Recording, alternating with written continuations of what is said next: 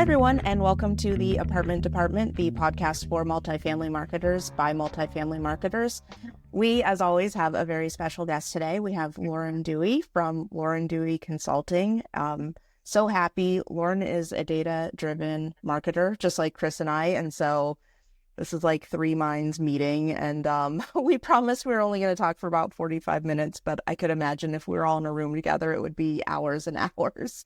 But Lauren is the founder of Lauren Dewey Consulting, so she is here to talk with us today about brand and data and what's happening right now in the world of multifamily marketing. So Lauren, can you tell us a little bit about your background?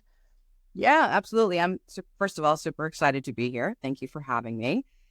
So I have been in the multifamily space about 13-ish years now, sort of starting like many of us did in a leasing role. And after a couple of years in that, working my way into marketing and spent a good time there. And then just recently left my latest position, which was as director of marketing, to start my own consultancy. And I'm super excited about that, and it's been going great so far, and excited to talk more about it. That's awesome. No, we're so excited Chris and I are so excited to have you here. Like I said, we love talking about data-driven marketing, and something that we've also been talking about recently with other guests and just in general is this idea of brand and the place of brand within multifamily. And I know that's something that you're really passionate about as well. Can you talk to us? I don't know, like, Chris, have you been hearing this everywhere too, that people are just interested in like brand? Yeah, for sure. I mean, I think because our industry too has been so big in development and developing those brands for these companies as they do lease ups too. It's huge. Yeah. So I think, Lauren, can you talk to us a little bit about what you're seeing right now in terms of the opportunities for multifamily companies to really embrace the idea of building and implementing brands? Yeah, absolutely. No, I think in especially in some of the larger developments that I've been a part of, where brand, that it's a pretty big line item a lot of the times. You have firms spending a lot of money on branding, and it always feels like such a shame when that brand sort of ends in marketing with visuals and things like that. Just getting a logo package, maybe some adjectives that describe your brand. And what I love to focus on is how do we take that beautiful work and how do we thread that through the entire leasing and resident process and journey. So how do you create a branded leasing experience? How do you create a branded resident experience? How do you make sure you're keeping those promises that a prospect sees maybe in an ad, in a display campaign, on a social post?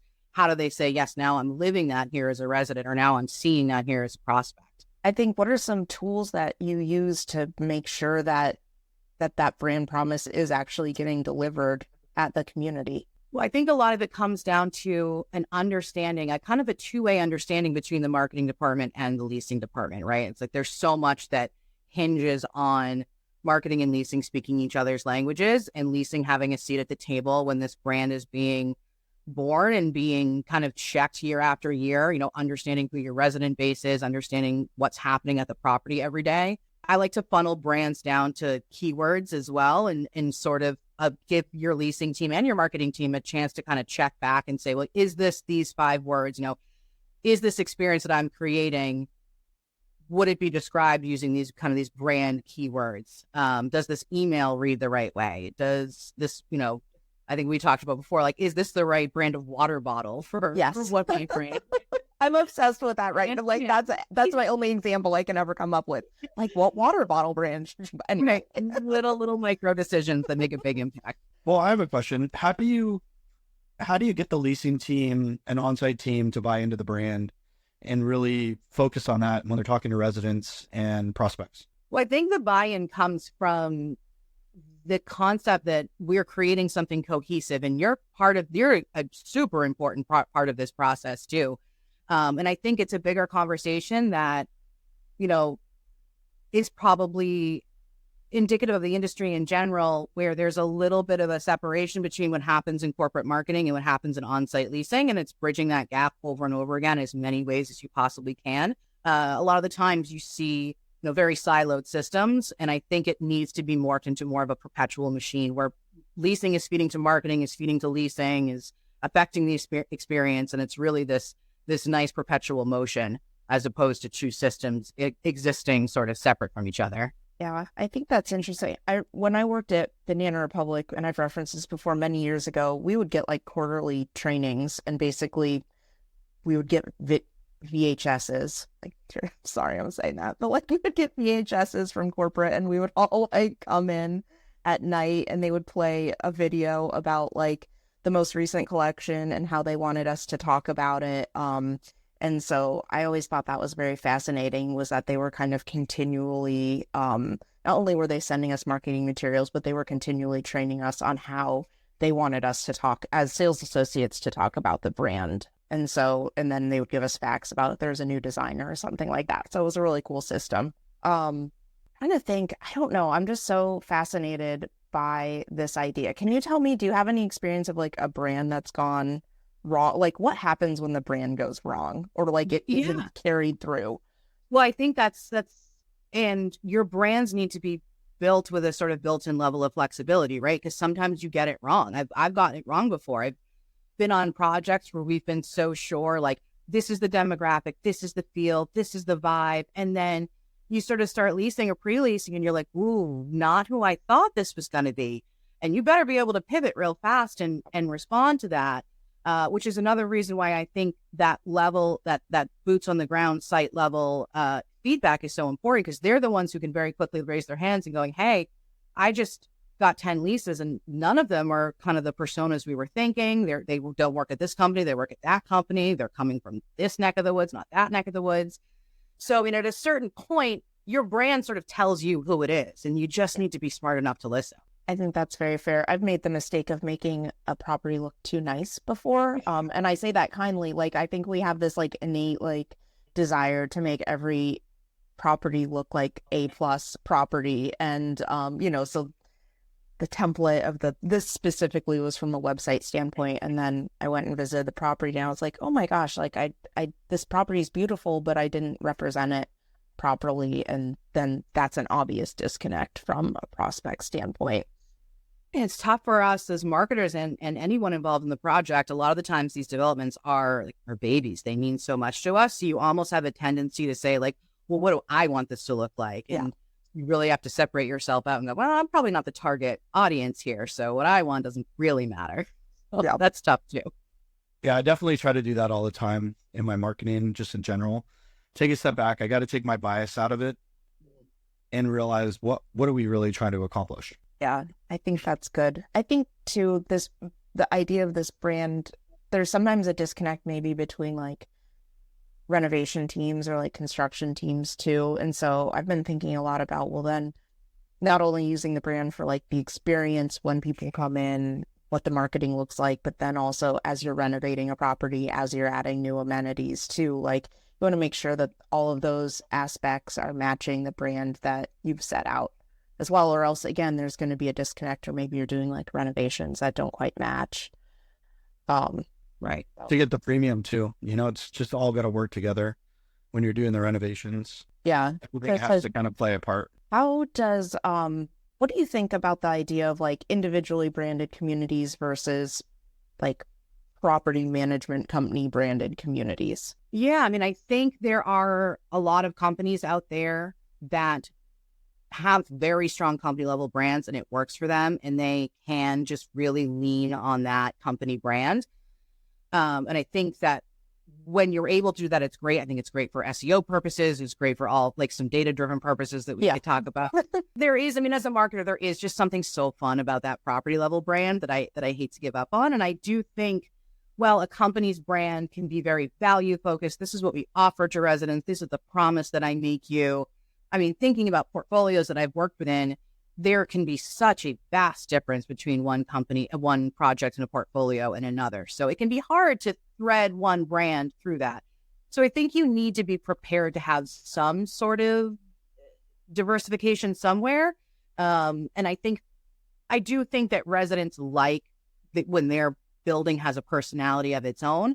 But I think that it is important that your company has its values, and those values are, built into the brand on a company level. I think that's good. I think that's a conversation, Chris, you and I have had with some of our other guests. It's like, is there a one size fits all, or does it really depend on the company? And it sounds like you're agreeing that it really does depend on the company, but there is value. And I think there's value in having that property management company brand thread through if you're doing individual property brands as well. I agree. Yeah. Yeah. Lauren, so as you work on the branding, obviously there's some other marketing that comes into this. What are you seeing right now as the trend? You know, some of our markets are soft. We need to drive more traffic. What are you seeing out there, and what tactics are you using to help marketers or companies drive more traffic, qualified traffic? Yeah. It's definitely getting tough out there. And I think actually brand is a big key in being able to do this successfully, because when you can, use your kind of top of funnel strategy to really educate people on who you are, what you're about, that can funnel down to your kind of your mid funnel marketing, like your PPC advertising, things like that, and make it a lot less expensive for you. Because when you have people searching for brand keywords are a lot cheaper. Brand keywords are obviously a lot competitor. They know who they're going to. So I think especially if you have a newer product or maybe a revamped product, really, really starting top of funnel, high up, educating people on this is this specific community, this is this specific brand, so that when they get a little bit further down, they know exactly that they're looking for you. So you're super, super targeted. I think that's the approach that's been working pretty well. Interesting. What keywords are you focusing in on? I think it's super property dependent on what keywords you're focusing on. But I think, obviously when you're using this approach, you're going to be using your brand keywords, which are great because they're nearly free for you typically. But it's going to depend on what people are looking for in your audience. We've done campaigns that were very focused on more qualitative keywords. We've done campaigns that are very straightforward. I think the luxury keywords are probably not as popular as they were a few years ago. I think people are adapting the way that they search, and the keywords that the search terms that they use are a little bit different. So it's just all about keeping up with that, and also understanding what your product is and what someone who is ultimately going to be interested in your product, how they're going to be searching. So you have to do a little mind reading at the same time. Lauren, I like that you said that, because I'm struggling right now with how I want to market certain amenities on my website. So I'm doing a website refresh. And some of the words that we're using, like, I am moving away from luxury. I think it's overused. Okay. That's me personally. No offense to anybody who uses it. I also try to move away from resort style pool, but how do you really describe a pool? Because they are kind of like a hotel pool, right? So are you doing anything on that front to try to be a little bit different and maybe use just in the overall branding, different ideas, different words, different phrases? I'm trying to get into my Gen Z or Alpha TikTok, use more slang. Part of me, even though I'm too old for that, to try to understand what maybe the younger generation is searching for, what they want to see. Yeah, I think it's really easy, especially when writing website copy, to get into the trap of those same few resort style pool and, all of those same features that we describe over and over again. And I do try and write a little bit more of a kind of a branded approach to those features. Years back on it was a property that was essentially a student property, really, really high student population. And in taking a look at the copy, it was very that just like typical, like, welcome to the this or that, very older sort of stately copy. And I was like, this doesn't fit at all. We need to put some buzzwords into this. We need to, make this feel a little bit more youthful, a little bit more student based. And just in making those copy changes, website engagement increased almost immediately. So it's huge how you write copy on your website. And I think the amenities page, especially if you've seen one amenities page, you've seen them all. If you're someone who's looking for a luxury community, you're like, wait, which one had the ensuite laundry and the resort style pool? So any way you can differentiate yourself from the 7, 8, 9, 10 other websites they're looking at, the better. And I think amenity keywords is one way to do that. Yeah, it's one of my pet projects this year. I'm working through it. I'm also using a lot more video. I don't know if you're in agreement that maybe videos is where we should go to try to do more video, not less. And it doesn't have to be perfect video. But that's kind of where I'm at as well. Yeah, absolutely. I think, video content is huge. I think where you place video content is also super important, thinking about things on the technical side. I don't always love like the autoplay video on the homepage, especially if it slows the site down a little bit. I think you want to give your audience the option to see video content.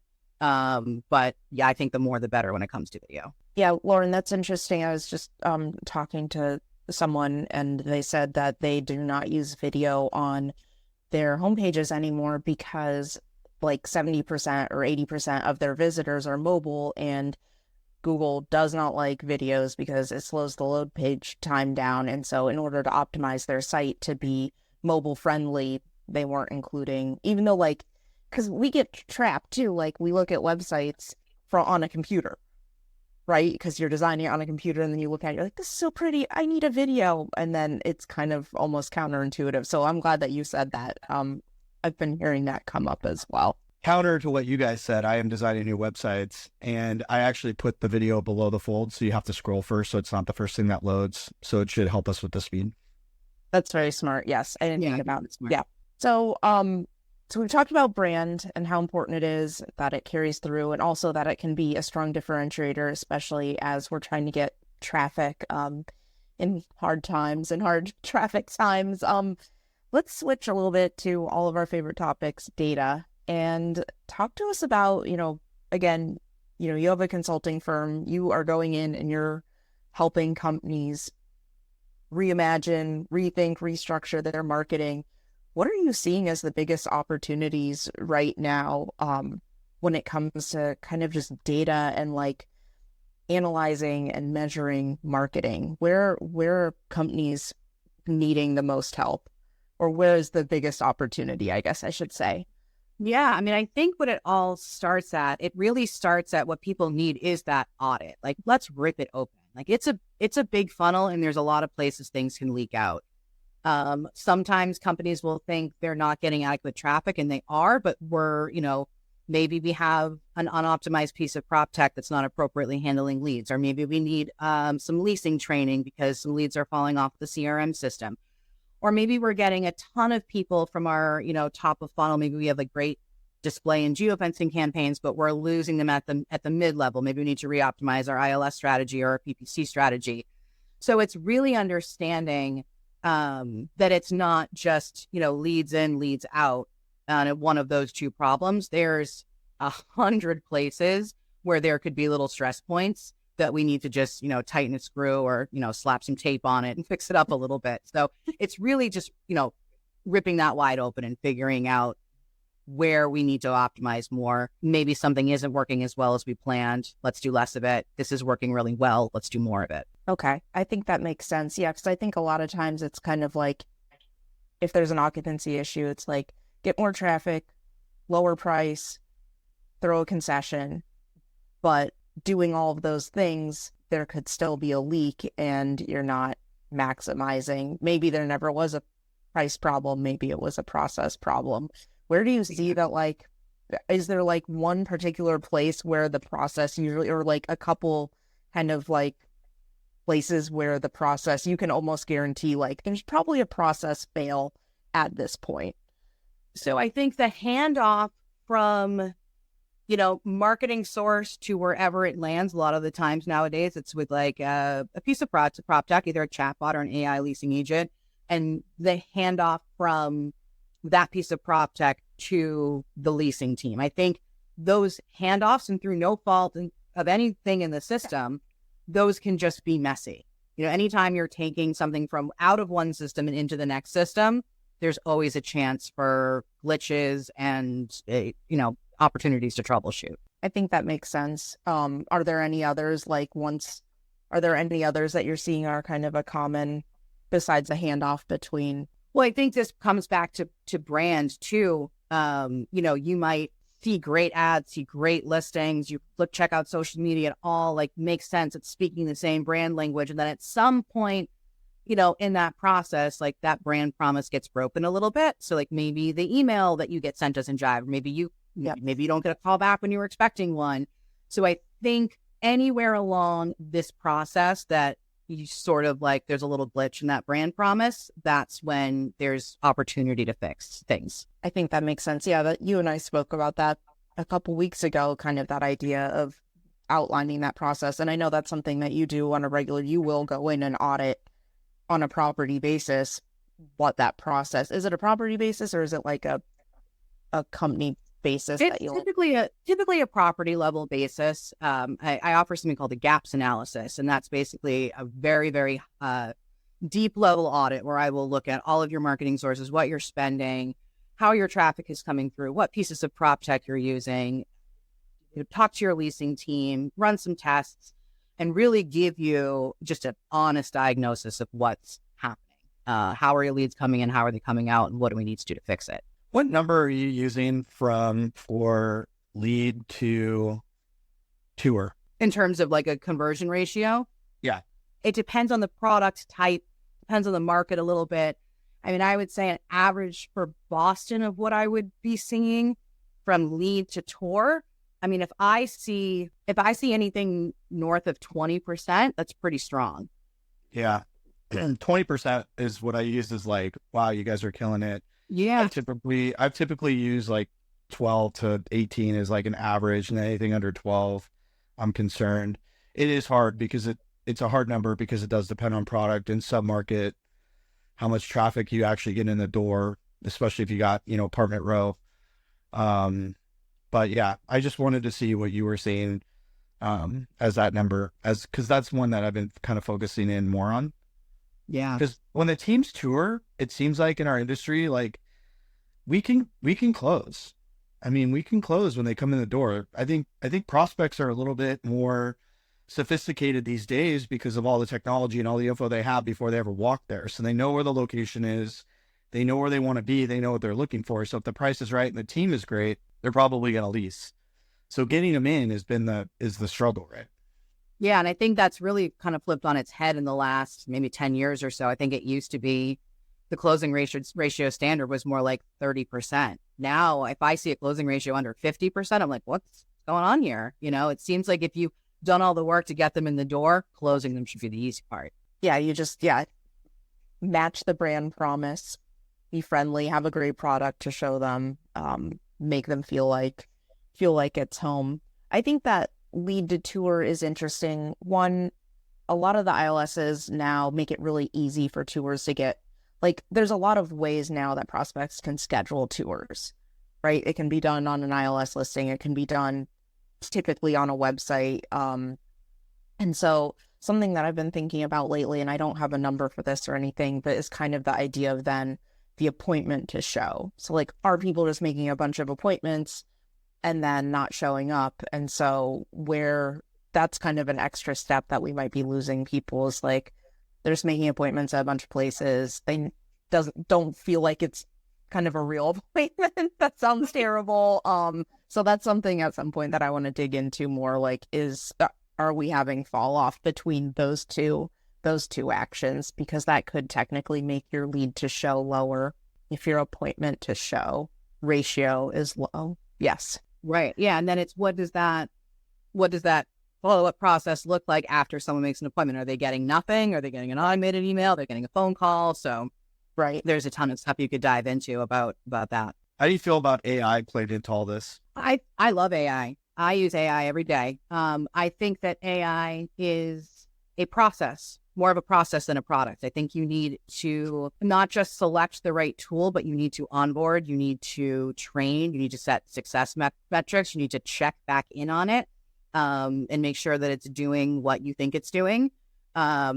It's something that needs to be managed and takes a lot of time and energy. And I think we sometimes lean up against a little bit of a set it and forget it because we think of it as a tool that's designed to make our lives easier, and it is, but after some pretty rigorous setup and training. Yeah, I don't know. This stuff is all... Chris, is there anything else you're focused on right now from a data standpoint besides the lead to show ratio? Well, as always, I'm looking at my sources and how that's kind of affecting it. And I'm taking even a different approach now where each community is going to get its own marketing plan versus standardizing everything. So I'm really looking at that now too. Some need ILSs, some don't. I definitely love pay per lease. So that's, as you know, Ann, that's on all of my properties no matter what. But I'm just looking at what's going to make it easier for our teams to lease. And so that's really what I'm looking at. And just when I'm looking at the data, how are people leasing? What kind of questions are they asking? How can we make it easier? I'm using Matterport, but I'm also doing, kind of some fun videos of vacants as they come available so that our teams can show those off. And it's just kind of the whole leasing process on how we can help our team. So it's more of a content, I think, than a data right now, and trying to be different from the competitors, especially like in San Antonio right now. That market is very soft. So how can we be a little bit different in San Antonio? Some of our competitors down there right now are offering 3 months free. I don't think I've ever seen that before. And so how do we compete with that? Even though we're a little bit older, we're priced right. But with a 3-month concession, that's a lot, So I'm trying to get our content better so that people feel comfortable walking in the door. I know we can get the traffic. It's just, how do we close them?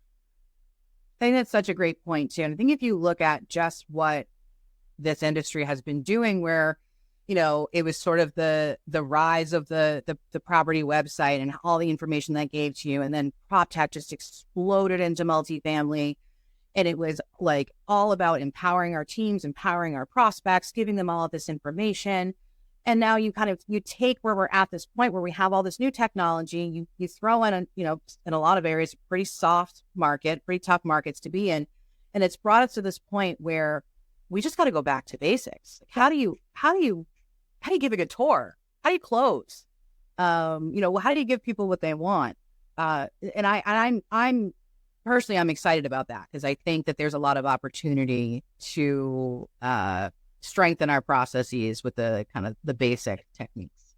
It's funny you say that, Lauren. Like, one of the big things that I talk about in our teams, we all talk about with the regionals, stand up when somebody comes in, and don't just sit there on the computer, like typing in all their stuff. Just go take a walk, get them on the golf cart, enter the guest card later, write down info. But I mean, that's like back to the basics. If you've been doing this long enough, that's what we were doing. And now people are so used to their screens, they kind of get stuck in that and they're just sitting there typing away and they're not having those conversations. And honestly, in a tight market, that conversation is what's going to sell it. And how I always tell people, what if you were buying something? Forget about an apartment. What if it was a house, an apartment, a new car? Who do you want to buy from? Right? Somebody you like. Right. Yeah. And I think we give people we put them in front of a lot of chatbots and robots, and we give them a lot of, impersonal, correspondence. So like when they're in front of you, like you got to be a superhuman. You just be a human. You have to like really, really, here's my chance to offer a personalized touch to this process. Because we love convenience. We love, chatting with bots. We love just being able to click a button and schedule a tour. But like now here's your chance to give them that touch of personalization. Yep. Yeah. Well, and that's why all those tools exist, to free up Exactly. time to give the in-person experience. So, I mean, that's what it was all for in the first place. Exactly. I think To that's help what out. that's, Yeah. yeah, exactly. Like, hey, we know we're bombarding you with leads. We know some of them aren't qualified. We know, etc. Here's some technology to help out to move that process along more quickly so that site staff can be available to help when someone comes in.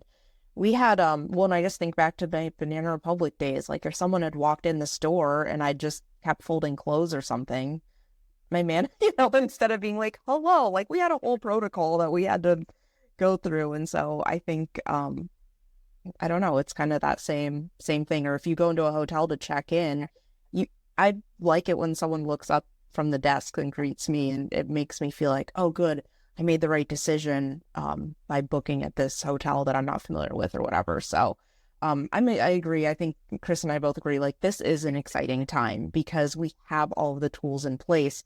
And now it's an opportunity to kind of go back as marketing and operations teams and say like, okay, where's the opportunity to strengthen what we have in place?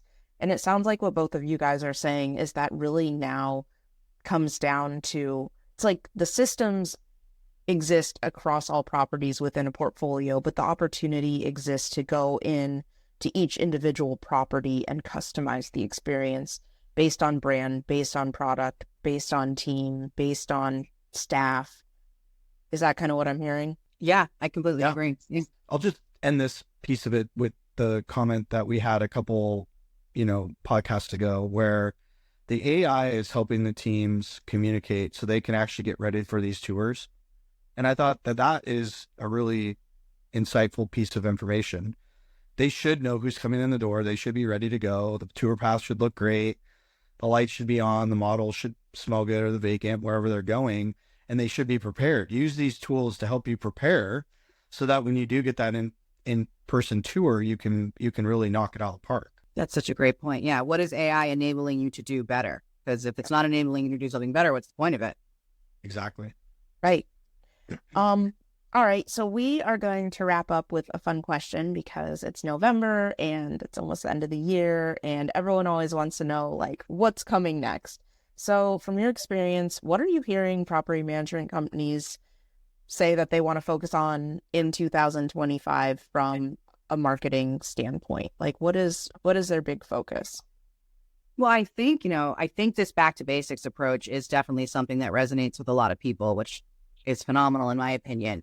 I think that markets are getting better, but maybe not where we'd love them to be. So I think there's a continued focus on sort of thriving with a little bit less, keeping your spend down, keeping your budgets low. And how do you do more with that? How do you take a more targeted approach to your marketing? And a more thoughtful approach on the technology that you're implementing and what it's doing for you. I also think that we haven't heard the last of centralization, just because I think centralization offers a big promise. I think people want to lower their payroll and they want to optimize their staff a little bit more. So I think you're going to see things that are continuing that really look at a cost, on a cost basis of how can we do more with less. So can I just touch on that real quick on the centralization piece? I know we looked at that a long time ago. Our industry, of course, is cyclical, just like everything else. But how do you see centralization working? I don't. It's hard, right? Well, Yeah. I don't. I think it's hard. I think it's really hard. I think that's why we didn't do it all the years that we tried it back in the day. I think it writes a big trap that it can't cash, unfortunately, because I don't think that we've totally figured out the way to solve for it. But it sounds great in theory. Like, it sounds great to, be able to have one team managing a whole portfolio of properties and be able to cut your payroll. I don't think that a good solution has been put on the table for it yet, as far as I know. I mean, there might be stuff out there I don't know about, but that's my take. Awesome. That's interesting. And we're talking specifically about on-site centralization. Okay. Yeah. I just wanted to make sure. Because you can think about it from like a corporate standpoint, maintenance, on-site. So that's fascinating. Because you hear everyone saying, yes, go, go, go. And to hear a counter thought to that I like that. I just think it's hard. If we're trying to be personal and get back to the basics, centralization makes it harder. There was a large developer in Orange County, Irvine company, and back in the day, they used to rent out their own retail space and have like a leasing center where you could go in and get information about any of the communities in Irvine. It made sense to have somebody there to then spoke you out to the right communities, and the traffic would be good quality traffic. But I think it's harder to do it when you're just trying to make tours or get leases, and your communities aren't necessarily in the same city or geographic region. So I think it works a little bit maybe with, call center and things like that. But to actually get the leases done, I think it's harder. I think people still like personal interaction, especially when they're spending so much of their income on where they're going to live. I agree. I think that if you're going to do centralization, like, you better do it very, very well. You know what I mean? Because the whole point of it is you're compromising, human interaction for the sake of convenience. So like, it better be convenient. It better deliver, what it promises to deliver. So like anything else we've been talking about, just being thoughtful about if we do this thing, what is it going to mean what is the end result going to be for our prospects and residents? And is it going to, so maybe that just means centralizing like certain tasks that aren't necessarily customer facing, so that that experience isn't compromised, but that you're still being efficient. Very, very interesting. Anything else for 2025? That was a pretty long list already, but I just wanted to make sure I didn't want to skip anything. I think the back to basics, and that's something we've been talking about for a while, is like, it's so, and I think that always changes, right? Like the focus of the basics changes a little bit based on the market. But I think right now, that experience of going back to basics of customer experience, I know is a huge focus from our standpoint. It sounds like Chris, same. How do you differentiate? How do you show people that this is a great place to live? Do we have any other questions for Lauren, or Lauren, anything you want to leave us with? Do you want to tell us a little bit about your company and just how you can help companies be better from a marketing standpoint? Yeah, absolutely. So, I mean, like we talked about, a lot of the times, if you have a property or properties in your portfolio where you feel like you're not either getting to stabilized occupancy, you feel like you're spending too much on marketing, or maybe you think you need more traffic. If there's a question mark somewhere, let's do a gaps analysis. Let's figure out what it is. And then from there, there's a lot of options, whether you want to have me help you on a fractional CMO basis to solve some of those problems and implement some strategies.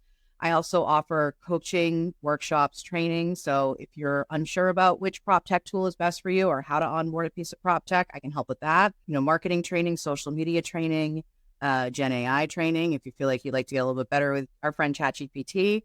So if you have any question marks in your marketing stack, definitely give me a call and I'd love to help. All right. That sounds awesome. Well, thank you so much for joining us. Thank you to our listeners. Thank you to our producer, Carlos, who, as always, makes us sound amazing. And until next time, this is the Apartment Department. Thank you.